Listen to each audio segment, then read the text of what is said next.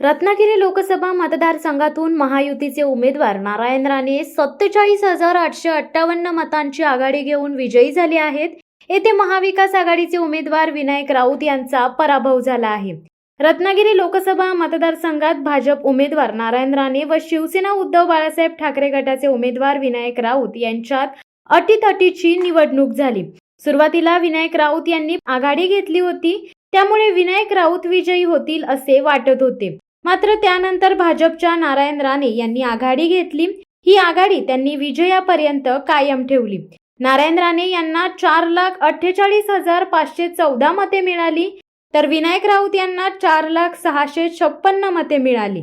Postal मते नारायण राणे यांना 3,175 मिळाली, तर विनायक राऊत यांना 4,132 मिळाली. शिवसत्ता टाइम्स न्यूज ब्युरो, रत्नागिरी. दे धडक बेधडक वृत्त देणाऱ्या आपल्या शिवसत्ता टाइम्स न्यूज चॅनलला लाल बटन दाबून सबस्क्राईब करा आणि बेल आयकॉनला क्लिक करायला विसरू नका.